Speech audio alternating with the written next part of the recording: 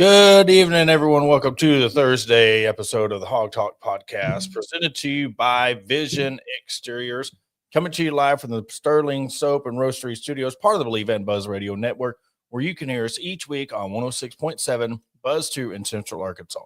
All live shows are coming to you by Arkansas Brewing Company in downtown Ozark. I am Porter Hayes. Alongside me, as always, is Adam Hall, and on tonight's show, we'll be talking Hunter Yurachek finds a new seat at the college football playoff chair, LSU Arkansas game, and we'll touch on Arkansas versus Samford basketball. But leading off the big news of the day, Adam, Hunter Yurachek has claimed the top spot at the college football playoff chair position. So interesting timing, and I know everybody's in a frenzy over that and the coaching search, but you made up a great point. Jeff Long was sitting at the chair and he got fired. So, hey, maybe this is, we're touching on something. Yeah, that's what I was looking up to see because I knew he was on the committee, but 2014, 2015 seasons, he was selected as chairman those seasons. So, it's one of those, because I've had some people ask, this is separate from athletic director duties. This is not another job he's taking. He's been on this committee. So it's just something for a resume builder, if you will. Stick a feather in his cap. He's going to do this to move on to greener pastures at some point in time. It's just a matter of when.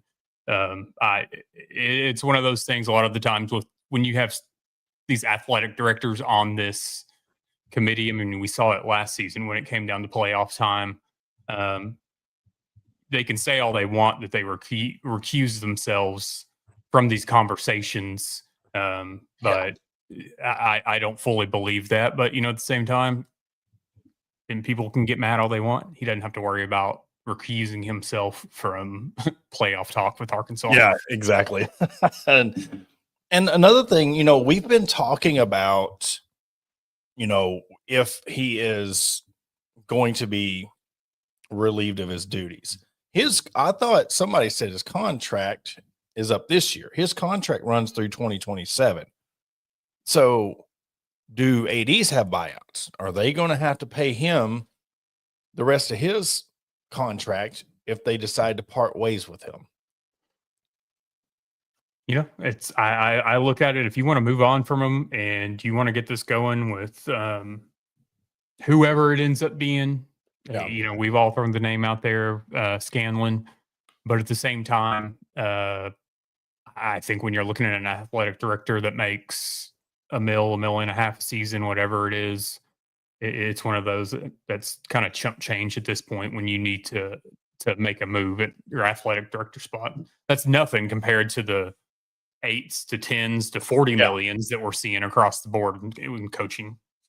Yeah, I was looking when we were on a joint show on Sunday. I was looking at the contract and stuff, and I was like, wait, it runs out 2027. So, I mean, and there is a slight chance, or there is a chance. I haven't heard anything definite about, his job even being in jeopardy. I don't know. So, I mean, it wouldn't surprise me if he's waiting on this home run hire, and we'll get into that coaching search stuff here shortly, but him being on the chair and focusing on that. I mean, I know Jeff Long did it. I know that it's been done before, but to me, in the state of the program and state of the football program, to me, it's a bad look, because if you really, unless he's checked out, unless he knows, unless there's been talks and they're like, okay, you're out, we're going to relieve you of your duties after football season or whatever at the end of the year. It's just the fact that you're asking so much money from the fans. You're asking so much from this, so much for that. Now you're in the limelight of being the chair. All the attention is on you of being the chair of this college football playoff committee. To me, it's like, in this timing, you'd be like, I need to sit this out. I need to not be the chair, just be a part of the committee or whatnot. And really focus on where you want to go with the state of the program, not necessarily just the football, but you need to be fundraising. If you're supposed to be fundraising for a stadium name. If you're supposed to be fundraising and getting all these funds, how are you doing that when you are on this committee? Because I know it ain't just an hour or 2 hours, whatnot, during the week. Mhm. What's going to happen when it really gets down to crunch time? I mean, these are floater weeks when they're naming these top 12 teams, top 25 teams. When it gets down to the nitty gritty of really getting the search down, how much time are they really going to be in the trenches deciding this when you need to be focusing on being the athletic director? Breaking news, if you will. Oh, wow. So if you're a betting person and you're not knowing whether to pull the trigger on Arkansas or LSU this weekend, I know how a lot of folks are when it comes to alternate uniforms or alternate helmets, but Arkansas is busting out the white helmets this weekend Oh, wow. to go with the all whites, but they're putting the white hog on it. So Kind of like right there above. Yeah. man, take it for what it is. If uniforms determine the way you pick games, then I would take the home team in this one. Yeah. I mean, Oh, yeah. It's just, and we'll get into this part too. The second segment is just the fact that there is people still vouching for Bobby Petrino. There's still people vouching for Hunter Yurachek. There's still people out there trying to just, you talk about getting the last bit of orange juice out of the orange. I mean, they're still trying to hope. It reminds me of Bill Clinton's freaking presidential. I still believe in a place called hope. Like they're hoping that Bobby's the coach. And to me, Adam, it's the fact that Bobby did get handed a bad hand. Okay. But it's not like you had to ask him to beat Alabama, A&M. You had to come in and beat Ole Miss. You had to run through the gauntlet of the top teams in the SEC. We're talking about Auburn. We're talking about Mississippi State. Just have a good showing against them, and you can't do it. I am sorry. You can blame it and kick on the defense all you want. You still got to finish games.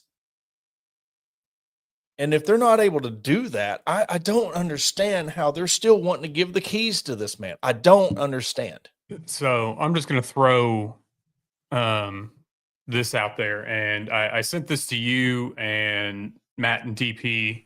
I posted it in a couple comment sections, but and this was actually more nothing to Petrino, even though I did look up his. Everybody wants to go to this comparison, or of coaches' top 25 records against the top 25 coaches' winning percentage. And I'm sitting here and I keep seeing all these people. All everybody wants to talk about with James Franklin is his winning percentage against the top 25. But when you kind of press them, that's all they want to keep talking about because there's not really anything backing it up. And so I just posted, I'm trying to find it here. Petrino's in comparison. So, Petrino, and this may not be 100% accurate because it's one of those you do a Google search and whatnot, and let the AI filter stuff out. But last known, Bobby Petrino is 13-24 against the top 25 as a head coach. And the only reason I point this out, it's not to take a dig at Bobby Petrino, but it's everybody wants to come at Franklin for being 17-26 against the top 25. So we took it a step further today. And I sent y'all, these are the only active head coaches that have winning percentages above 500 against the top 25. And it reads as the following. Should have been a little more organized, but So Alabama's coach, when this was prior to the 2025 season. So before this season, Kalen DeBoer, 15-3, 83% winning percentage against the top 25. Fran Brown, Syracuse, 3-1, 75%. Ryan Day, 24-9, 73%. Kirby Smart, 37-15, which is 71%. Dan Lanning, 10-6, which is 63%. Dabo Swinney, 40-27, which is right at 60%. And Lincoln Riley, 18-15, which is at 55%. So you have 7 active head coaches in college football Power 4 conferences that have winning records against the top 25. But we're using this as a measuring stick against James Franklin. And again, I'm not saying James Franklin is coming here 100%. I'm not saying right now who I want, who I think it's going to be, blah, blah, blah. But there's just been so much talk against James Franklin, and a lot of folks have to go against him is that top 25.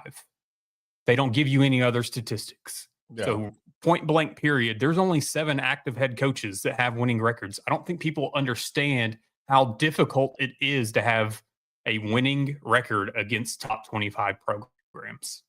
Yeah, and especially in the SEC. And especially when that's all you play. I mean, you're going 4, 14, 8, 25. You know, you're playing, you're going through these gauntlets, and it's going to get even worse. And you know, to me, it's the whole thing with Franklin is, I think it all depends on my deception of where I want him to take the program. Do I think that he could come in and win 7, 8, 9 games at Arkansas? Yeah. Is that enough? And if it is, how long will that last? Where do we want? Do we want him to come in and hope that he can get this to 7, 8 wins, maybe get us to a college football playoff and kind of stalemate their 8 to 10 range? My fear is if he goes there and then he dips, he has a 4 or 5 win season, is the tide automatically going to turn on him? Or if that's his pinnacle, he has one good year and then we slip down. We've seen that so many times. And I did the comparison with him and Brett Bielema, Big Ten coach coming into the SEC. Yes, I know he's been in the SEC before, and I've already stated my case about the whole Vandy. But also, I think I've been too hard on what I want from the next coach. And honestly, if you can take a swing and get him to come to Arkansas, he's got a chip on his shoulder by how he thinks he was, I wouldn't say thinks, how he was let go at Penn State. And in my opinion, it was premature. So he wants to win again, and he has that edge. People, and I'm going to say this right now, I have said it for 2 months now. Stop mentioning Dabo Swinney. You do not want that basket case to come to Arkansas. You don't want that. You imagine hunting your check at Dabo? That's your 1-2 punch, and you think that's going to get you NIL? That's going to get you transfer portal? That's going to get you to the college football playoff? That's not going to happen. Another angle on that. What if, is it you that's plugging the Dabo Swinney to Arkansas talk? I have never. You can get him out of Clemson. Are you paying people to pump that up? No. Conspiracy theory. Absolutely not. You know, and the thing too with Coach Petrino, and again, people, like, I'm not against him as a coach. I just want the new regime change. I'm tired of, running it back with former coaches in various positions. But with Coach Petrino, and somebody brought up a valid point in Hog HQ in the comments. There's people that are pumping up Coach Petrino to be the next head coach at Arkansas. And there's several that are, clamoring on it's him or nobody in a lot of people's eyes. What other schools are chomping at the bit to get him there as their head coach? Yeah. And I've said that, if he didn't end up as head coach, that I could see him on another SEC sideline as an offensive coordinator. But what other schools are calling up Arkansas trying to get interviews for him to be? I mean, his name's not coming up in any coaching search that I've seen. So, like, I just don't understand where, like, people, it's you personally want him. Other schools don't want him as the head coach. It's the nostalgia of what happened. Even the morning show was like he's not an SEC coach, but remind me to circle back on that take in our next segment, because I have something to bring up about that, but I don't want to go down the rabbit hole yet. He was a get by coach. If this thing goes through with Pittman, he's going to get us by until we find out who the next coach is. And Hunter Yurachek had it in place. He had a good backup plan. Because it could be worse. I know them losing, but you still have somebody that's familiar with Taylen Green and your offense is rolling. So you had a good offensive coordinator help ride the ship, because I don't think it mattered who you brought in at this point to coach this team. That defense was horrible. So you're probably still in the same situation. But I don't think, even if you give him a defense and because of how the offense just shut down at times, and you have a quarterback. Buddy of mine was talking about, he's good at bubble screens and slants. He is not a good pocket passer. And Bobby Petrino leaves him in the pocket to make these deep ball throws or these throws on the run, knowing he can't do that. That's alarming, because is he going to try to do that with KJ Jackson? Is he going to keep trying to do this? If, use the quarterback outside of their skill set. And if you're going to win in the SEC, you're not going to do that. And Taylen Green he had trouble. It's like KJ Jefferson almost. He had his things where he was really good, but he could just never work on reading a whole field or a whole defense. This RPO it's either hand the ball off or get the ball out as quick as possible. That's what he's good at. That's it. You make him think or read defense or play both sides of the field, he has not shown where he can take a game over. That's alarming. And everybody talked about coming in, man, year two. And everybody who was on that fence, 9 wins, they're going to do this. Taylen Green's a dark horse for the Heisman. It's so easy, and it just pisses me off to watch them sit there and jump on and pile on, knowing damn good and well in August you were the ones clapping him on and saying that they were going to do all this, and then you want to get on the fans for, well, I can't believe you'd say that. Y'all were saying it in Sunshine Pumping in August. Now, here we are, and now you want to pile on.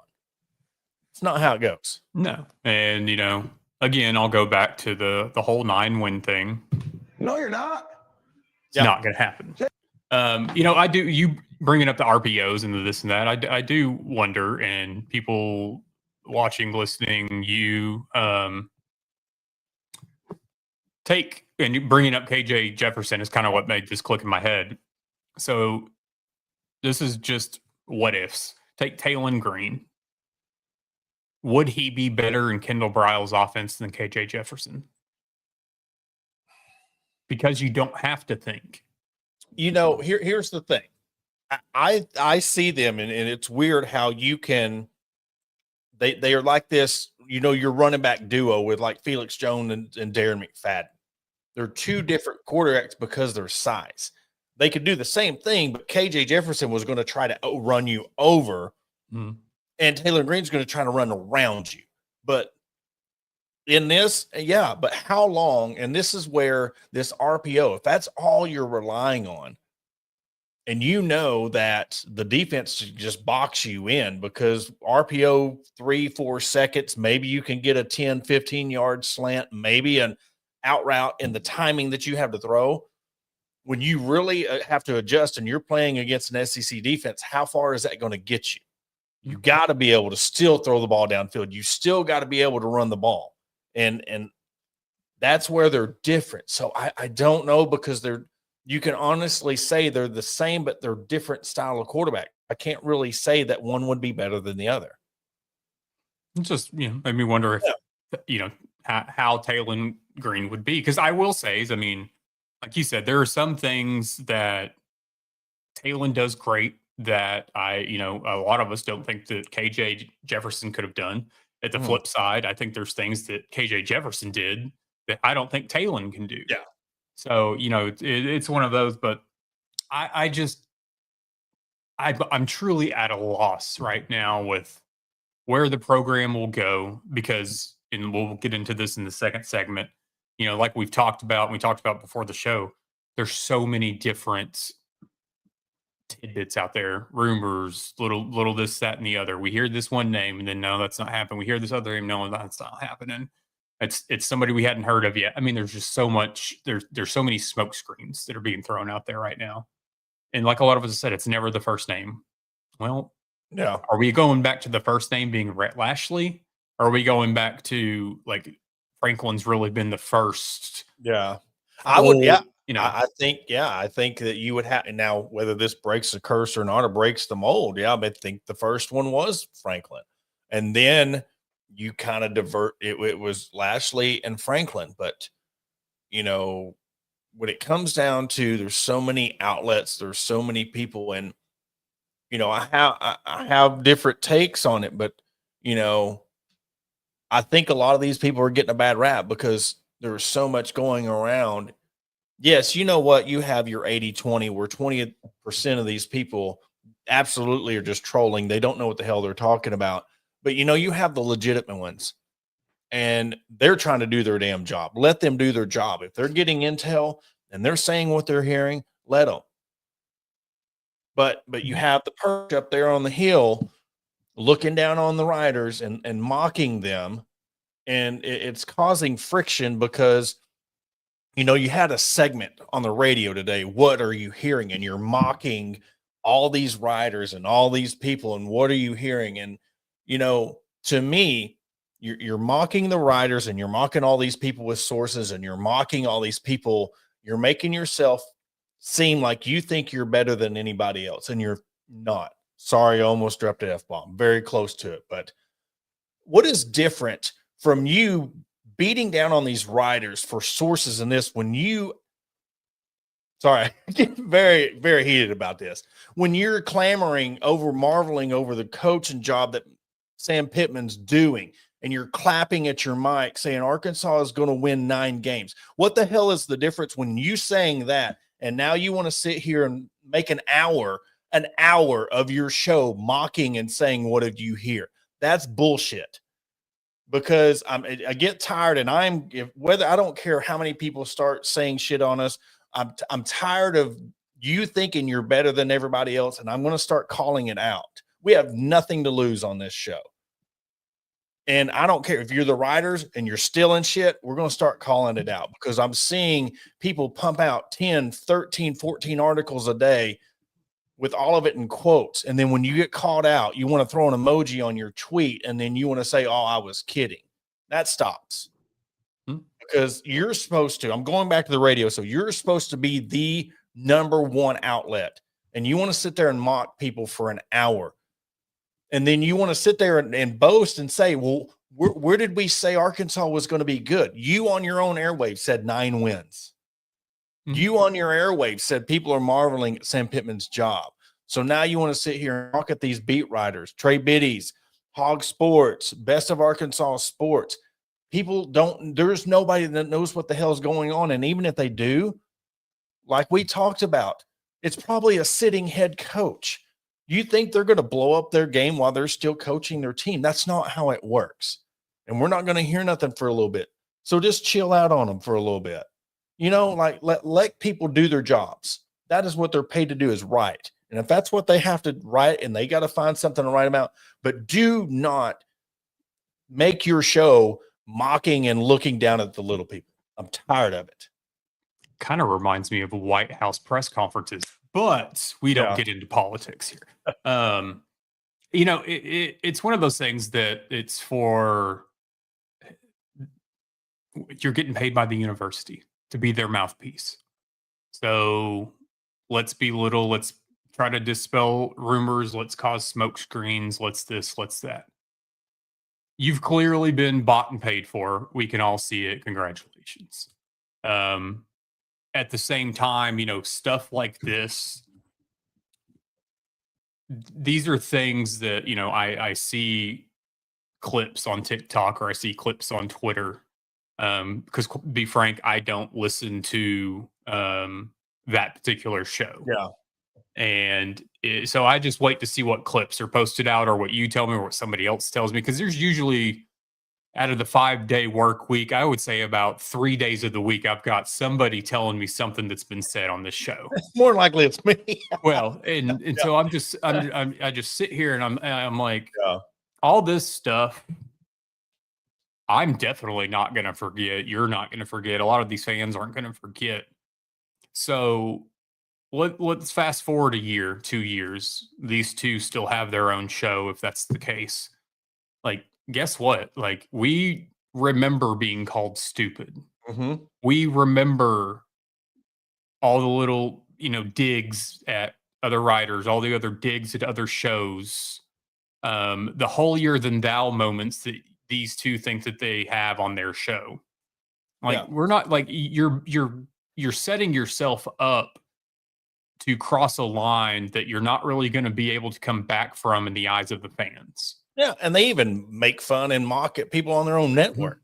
I mean, they have clearly, they're on a network, but they've clearly separated themselves. And don't get me started on the cackling Yahoo that's their little henchman. I mean, it's nothing like you want to come out and say these things and then you want to stand by it. And then you got the little troll off to the side laughing at every little joke. Like, he's the worst one. It's just... if I was 5'4" and bald, I'd probably be mad too. But it's one of those things that it is what it is. But now the soapbox, episode 3 of that, we've said it multiple times. It's just, nobody. Well, I'm not saying nobody. I'm sure there's people who really know what's going on. I'm sure there's those that don't. If you're saying stuff and you're saying this is what I'm hearing, and if it don't work out, hey, that's on the person that's saying it. Whatever. Mm-hmm. We're in the social media area where everybody has the right to say what they want. If you don't trust them, don't follow them. If you don't like them, quit listening. It's one of those things. And I'm hypocritical on that, but I'm just seeing what they're saying about others.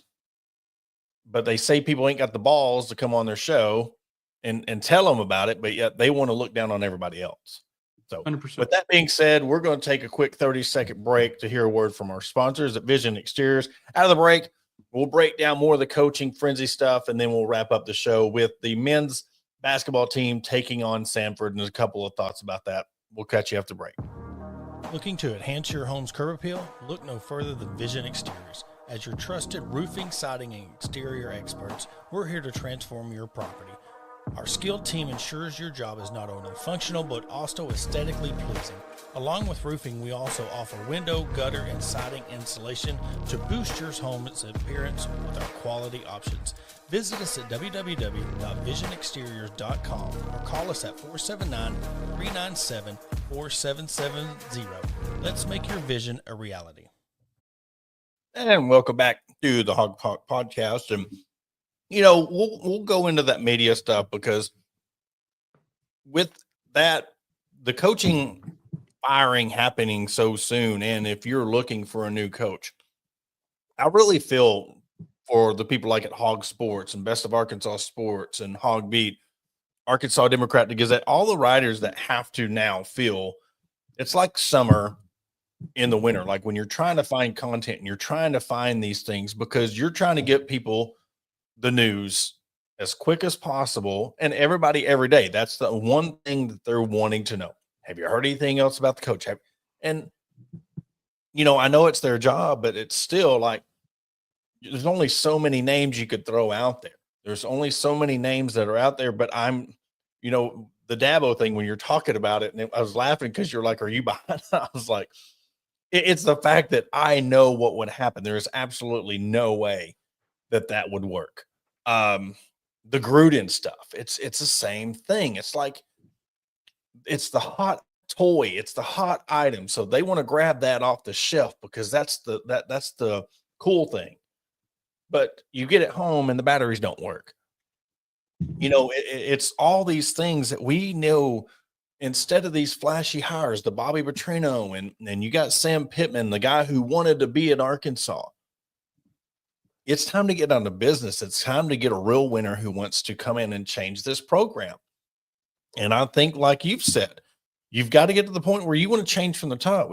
This is going to take a rebuild from the top up, because if Arkansas is serious about winning, they're going to have to make some serious changes. 100%. I mean, it's one of those that, like we've talked about. Good thing about basketball was Coach Musselman had brought Arkansas back in basketball. And now, granted, the Coach Musselman's last season was forgettable. But Cal had a good thing to come into. Yes, he had to completely get a new team. He's Coach Cal. He can do that. It's one of those things, though. With football, it's going to be a bit more difficult. Yes, you can turn your roster around because of the transfer portal. We've seen it before. But it's one of those things that it's a lot more difficult in football, because you can't just go get 2 stars and then completely change the outlook of your whole team like you can in basketball. So it's one of those I think that you've got to, start from the bottom, finish at the top, or flip it, reverse it, Missy Elliott style, whatever. I think the AD needs to go. I totally get too on not wanting a head coach and AD position open at the same time. Wholeheartedly, I get that, but then at the same time, also, I'm sitting here thinking, if he's not having a say in this coaching search, what does it matter? We'll just outsource it. And we know where the money will potentially be coming from depending on the hire. So I just look at it like I'm ready for somebody who wants to run this program, make this program better, and stop trying to just build their resume. Yeah. I don't want this to be a stepping stone job for a coach trying to get back to somewhere else. And that's how I look at Dan Mullen. His name was thrown out there early on. So I look at this would just be a stepping stone for Dan Mullen to leave UNLV, get to Arkansas before he would go on to somewhere else. Hunter Yurchek's clearly building his resume.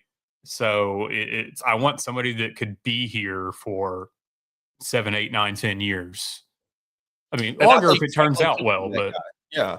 And you bring, we hadn't brought up, but you look at Cignetti and what he did coming from James Madison. He brought his team over and he laid a foundation, and they helped him get to this point.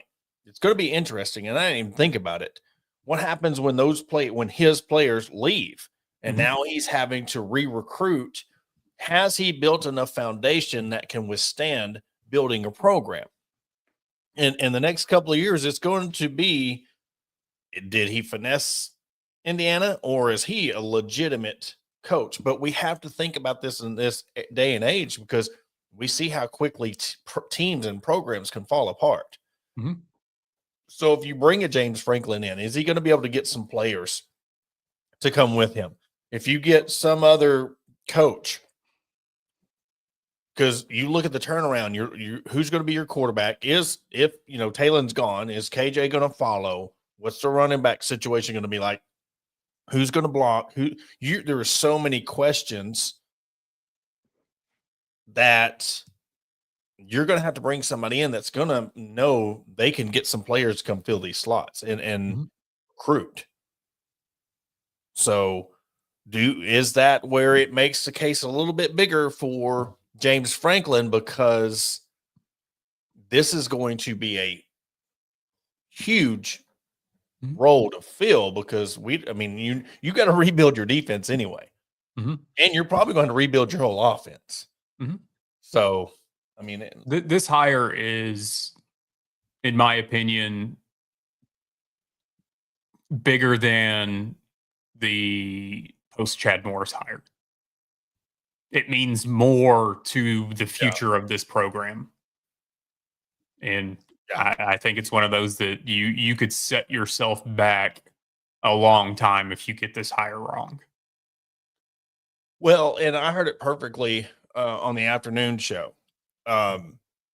Is that a reason why, it just feels like there was a funk in the fans when it comes to transitioning. It's happened so much that so long that you thought that you were going to carry over in the basketball season. Everybody was just going to be excited. I think that fog is shifted over to the basketball arena, and people are just so tired from how things. You got let down twice this year. You got let down by Sam, and then you got let down by Bobby Petrino, because you thought, okay, this is going to be the year Sam's going to back to that, and we're going to change the trajectory of our program. That didn't work out. Bobby's here to save the day. That let you down. And then you have these games in Bud Walton Arena against these no-name teams, and it's hard to just get motivated. And then the holidays are coming up, and it's just, I feel bad because that's part of the fandom. But yet you have to think, is this Arkansas football team a reason for this funk, this carryover into basketball season? 100%. I mean, I think it fully falls on that. So, because it's one of those things that even with, the last 2 games for the Arkansas basketball team, I know, granted, expectations are high. You bring in this freshman class, you're building off Sweet 16 from last season, and you lose the second game of the year to Michigan State. You struggle in the first half with UCA. You're only up 9 at halftime, and then you beat the brakes off of them in the second half. But I feel like people were kind of overly critical of the basketball team that first half of the UCA game.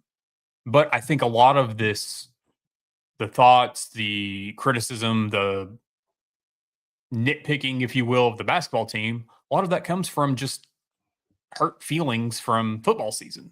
Mm-hmm. And I'm going to take it out on somewhere, so it's going to be the basketball players, because that's what's going on right now. Or they're just checked out in general, and they're maybe not watching, or they haven't found an alternative to YouTube TV, so they didn't even watch those games because it was on SEC Network Plus.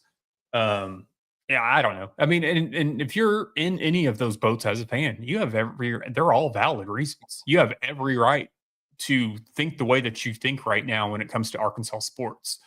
Don't let us or any other radio show tell you otherwise. Yeah. How you feel is completely valid. So it's one of those that, whatever the reason may be, at the end of the day, we all still want what's best for the University of Arkansas.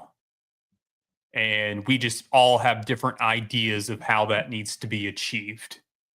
So it's one of those that, like, we're going to get into the arguments. We're going to have the back and forths. At the same time, like, just take a second before you start being a keyboard warrior. Yeah. Think about what you're putting out there. Because it's not worth it at the end of the day. Because guess what? You're probably going to get more worked up than the person that you're sending a message to. Yeah. So. Well, and a lot of this, man, this is for some, 15 years of torment. Mm-hmm. I know you've had glimpses that you're, in your basketball with Muss and Cal, but if you want to go solely on, look at the stuff with the baseball program and the football program, you're going back 15, 20 years on this. So there is a lot of pain there. There's a lot of letdown, and it's just, to a lot of people, they're numb at this point, and they don't know any better. Like, really, you're talking about these kids that are being recruited, and the kids that are coming out of high school. They don't know Arkansas football as being good. Mm-hmm. Yes, you've had a couple of years, but I'm talking about being a good program. All they know is letdowns, and hey, we might get them next year, and we run into we catch lightning in a bottle and have a good 8-9 win season. But for the most part, all they know is bad. So you can't be surprised if we're wondering why that we can't get the in-state recruits. It's a 50-50 deal. Half the part of it is we're just not going after them and really pursuing them. And half of it, some of these kids it's not there. We talk about nostalgia, but there's no good nostalgia for these kids to look at. There's so much talk about where these trophies are. Like Baz was talking about the trophies, and you go into the basketball arena and you hear the 1994 call. There is no recency bias of, other than the basketball players that are now in the NBA. There is nothing with the football program to look forward to. So you got to get somebody to come in that wants to bulldoze this program, has the cojones to take the job on. And again, I've said in the past, but now really thinking about it, if it's not Franklin, I don't know what name you can get that's ready for the job. And I think that's a lot. No, that's almost something to be scared about in a sense, because of not knowing. But at the same time, I mean, it's one of those, you're wanting some. And when I say you're, I don't mean you, I don't mean me, whatever. Yeah. You as a fan that wants James Franklin here or somebody to that caliber, whatever. I mean, you're wanting to swing for the fences. And how are you going to feel if we settle once again? Yeah. I don't think you can settle in this, because you're looking at the job at hand. Unless you find a mediocre coach and some killer recruiter coordinators, and in 2 years you can get some players in here, maybe. But now, when I say settling, is you're just getting whoever you can to come here. There's no expectations of that coach. There's going to be some people that are saying settling would get you back to the 7-8 win mark. If you could get this thing, this is where you really need to. You're at the gambling table and you're on a heater. You bring a guy in and you know the expectations. Say you can't swing for the fences and you can't get a person like Lanning. You can't get that Cignetti or that Lanning, or you can't get that Franklin. You find somebody who is going to come in and be able to get you to that 7-8 win mark. That lay your foundation, get them there. Now, if they can take that and go with it, cool. But if they start seeing the slip, don't wait 3 more years. Don't give them an extension after a 6-win season or a 7-win season. Show them that they're going to progress and get you that 8-9 win, maybe a 7-win, and then either take the torch and pass it along, and then you build your program, or you're going to keep doing this revolving cycle of 7 wins for repeat, 7-8 wins, maybe a 9 repeat. You're going to have to build this thing instead of getting the first floor done and then wiping it away every time. Man, we really went from not talking much about football this game or this show to all of this. No, it's just, but that shows the importance of this hire. So it's one of those things. I don't set the bar too high in my head, just so I don't get let down. So it's one of those things that I'm not going to be fully surprised with whatever the outcome of this is. So it's one of those that if we're singing praises come December for whatever the hire is, and I'm just spitballing December, folks, don't read into it. It's one of those things. Great. If it's a hire that's just kind of meh, great. Either way, we're still going to talk about it. Yeah. And don't get me wrong. I would, where we're at now, I would love for a Sam Pittman type situation to where he'd come, if you know your expectations out of the coach, Sam gets to that 8-9 win year and they're like, hey man, look, we're trying to get to this next level. I know it's not fair, but you got the business is business. And then you pass it along and bring somebody in who can get you the college football players, or you get some coordinators in who can come in and recruit and get you to that level. I don't know. I don't know the answers. I mean, maybe you take a stab at the Tulane coach, Memphis coach, and see if he can get you to the mountaintop. But for me, I just want to get back to out of the basement. I want to get back to that level where, all right, where do we go from here instead of staying in the basement? So I'm not at that level where I don't have the expectations where I think Franklin should automatically come in if he is the coach in 3-4 years. We're fighting for a college football playoff. If that happens, that is a bonus. We need to get back to the foundation. That's where, and I think you start winning 7-8 games, you get to that foundation, and you're not a mediocre team. You're a team that's in a conversation of this game, that game, you drop, or it's a make or break. You could be saying, what if we made it to this bowl game? You're saying, man, if we would have won this game or these 2 games, we could be in the college football playoff. Mm-hmm. That's okay for me right now. It's the little things. Yeah. Always. Yeah. So. Adam, you got anything else? No. Who's the game tonight? Patriots Jets. Yes. How about it, folks? I need another good week. I'm starting to. I think I gave y'all head start, and we'll see if I can get out of the. I'm Arkansas of this group. I'm in the last place, so we'll see if I have a good week. But also, yes, Arkansas, Samford. Let's see. That is 7 p.m. 7 p.m. So Bud they're Walton playing Arena. Bud Walton Arena. They got a couple of guys on their team. They like to shoot a lot of threes. Jaden Booth, he's already shot 37 threes, shooting 48%. He's averaging 27 a game. Dylan Faulkner is averaging 14, and Keaton Norris is averaging 14.3. So right quick before we go, I am seeing NBA in college. I'm seeing a lot of threes being shot. And you look at the UCA game, 14 for 41, or not 4 for 41.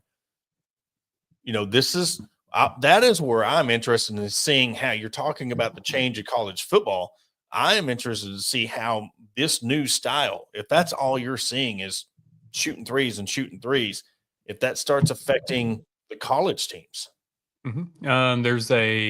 It's got to. So this is you bringing this up. I forget what. So this is between 2024 and 2004. I'm going to share this right quick. This is the NBA shot chart between or in 2024. Is that right? Yeah. Here, let me share this. This is how it has changed. Yeah. So on the left, all over the place. On the right, I mean, you've taken your mid-range game out. Yeah. So, that's where we're at now. And I'm not going to completely blame the Steph Currys of the world, but there's a lot of imitation there. So, yeah, I mean, he started it, but I mean, you look at everything now, and you look at all, the inside stuff. I mean, there's so many people just driving a lane to try to get to the free throw line, and and they're making it to where now, even after the shot, if you touch them in any type of way, it's like the shooter has become the quarterback. You can't even touch them after the fact, or it's a foul. Who was it? You talking about Steph Curry picked up his first flagrant foul of his career.